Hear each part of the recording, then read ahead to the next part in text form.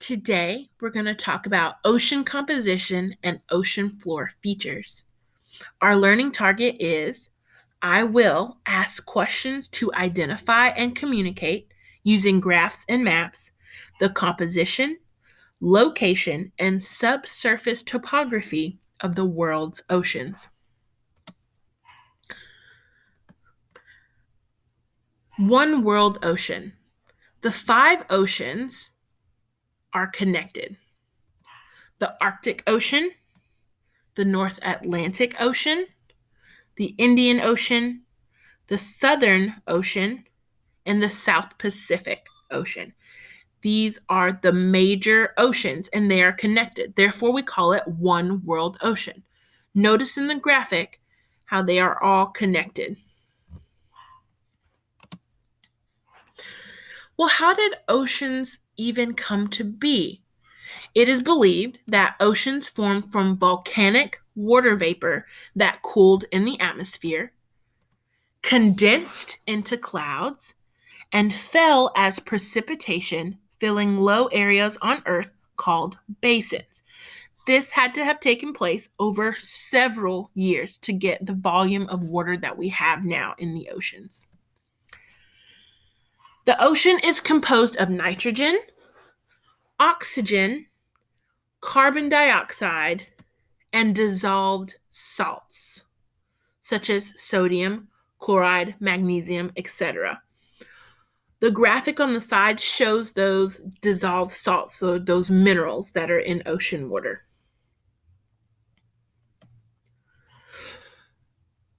How does the water cycle affect ocean salt levels? Well, think about the steps to the water cycle. Rocks and minerals in streams are weathered, broken down, and carried to the ocean via runoff, where it's collected or it accumulates. The ocean has a high concentration of salt because when water is evaporated by the sun, the salt is left behind. Over time, the concentration of salt increases. So the water cycle brings rocks and minerals in, and because of evaporation, it leaves the salt behind, increasing the concentration of salt. In the ocean, there are temperature zones. There's the surface layer, which is heated by the sun and mixed by wind and waves. This is the warmest layer because warm water is less dense than cold water, so it stays at the surface. This is an important concept. Warm things are going to be at the top. They're going to rise. Think about hot chocolate. The steam rises up when it's really hot. So hot water has a lower density. It's not as heavy, I guess you could say, as cold water, which has a high density. So think about it. If you're warm and it's summer, you really don't want to hug too many people. But if it's cold, you really want to cuddle up. So think about it like that. The second temperature zone is the thermocline. It's located directly below the surface layer. The temperature here drops fast as depth increases. So the deeper you go, the temperature starts to cool down significantly. And that leads us to the deep layer. It's cold, it's salty, and it's dense water. So it has a very high density. It contains a higher concentration of salt than the surface layer. It's kind of like salt is that solid and it just goes down to the bottom and settles there. So here's a graphic. You have sunlight heating the surface layer. So we expect that temperature, if you look at the graph here, temperatures at the bottom, we expect that temperature to be greater. And then you have the thermocline where the temperature decreases, and then in deep water, significantly so because it's so cold, it's so salty, and it's so dense in that deep layer. So when we're looking at temperature zones and we're looking at the ocean, we're going to look at salinity. Salinity is the measure of the amount of dissolved salt contained in water. Salinity is lower near ocean surface and at the mouths of large rivers because precipitation and runoff lowers the salinity in those areas. Okay, so we have a cup here of fresh water and of salt water. And what they've done is in the fresh water, all they've done is add a drop of food color, and that food coloring just mixes in. But in the salt water, it's so much salt, the salinity is high, that drop of food color is less dense than the salt water, therefore it does not mix. We also look at density. Density is the measure of the amount of matter packed into a given volume. When we're calculating density, we use the formula mass divided by volume to figure out something's density. Warm water is less dense than cold water. Because of this, warm water forms a thin layer on the ocean surface. The deeper you descend into the ocean, the colder and denser the water becomes. So if we look at this graphic, they have different densities of liquids, and they're adding different densities of objects to it as well. So notice how they don't mix. They put a bolt in first, it goes all the way to the bottom. Then a grape is less dense than the bolt. A bottle cap is less dense than the grape and the bolt. And then I do believe that's a sugar cube. It's less dense than all three. Temperature and salinity affect the density of ocean water. That's very important. We really need to remember that. If it's hot and it's less and it has a low concentration of salinity, it's not going to be very dense. If it's cold and it has a high concentration of salinity, it's going to have a higher density. So let's take a look. If I have a container, and in that container I put a divider. On one side, I'm going to fill it up with warm, diluted salt water. So there's still salt in the water, but it's not a significant or a high concentration amount. On the other side, I'll put very cold water that's concentrated with salt. I'm going to put a significant amount of salt. And what I'm going to do is I'm going to pull the divider out and see how they mix. Let's see what happens when different temperatures, different salinity mixes. So let's see the density.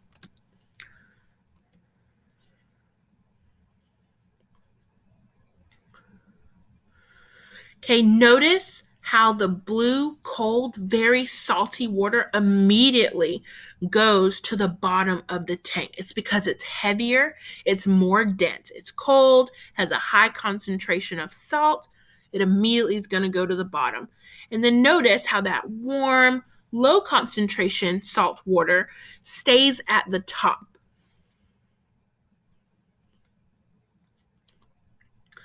All right. Let's talk about the features of the ocean floor.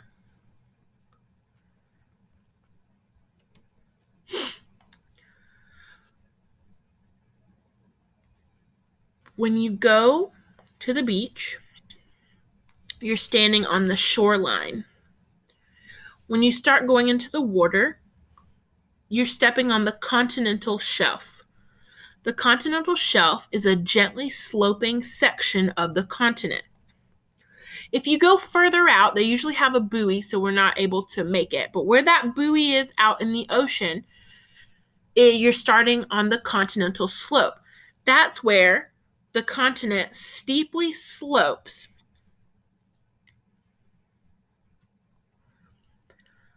Eventually, after you leave the continental slope, you'll come to a flat area of the ocean floor called an abyssal plain.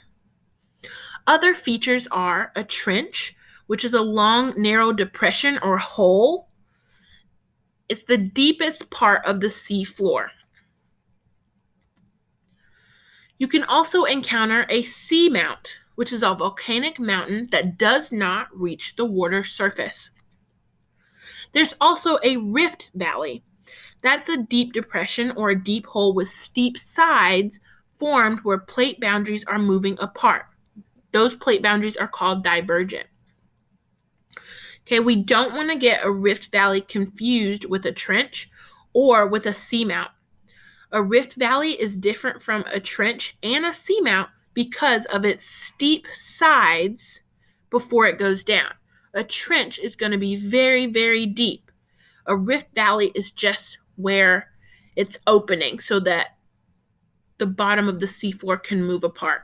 And a seamount is a volcano. Another feature of the ocean floor is the mid-ocean ridge. It's a chain of underwater mountains that are formed as a result of divergent plate boundaries. You might find a rift valley along these mid-ocean ridges because they're both occurring as a result of divergent plate boundaries. Divergent plate boundaries are moving away from each other. So here's an image. This diver is free diving off of the continental shelf. So this diver is going off of the continental shelf down the continental slope. And here's a good graphic as well. So remember, before the continental shelf, you're going to have the shoreline or land along this area. And then gently sloping is the continental shelf. Steep slope is the continental slope, leading to flat area, the abyssal plain. Mid-ocean ridges, remember that's a chain of mountains. There will probably be rift valleys there. Notice the steep sides. A seamount, which is a underwater volcano. And a deep sea trench. Notice that there are no steep sides before going down. It just naturally goes down, whereas there's a rise here and then it goes down for the rift valley. Okay, here's another graphic. Mid-ocean ridges. Notice it's many, and then notice that rift valley has those raised edges, and that trench, it's flat, and then it goes straight down.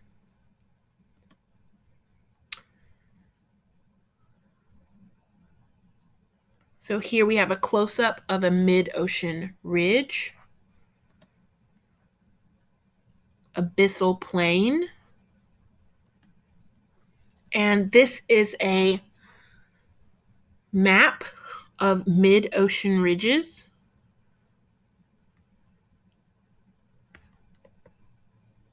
And a close-up. This is the mid-Atlantic ridge right along here, abyssal plain, seamount.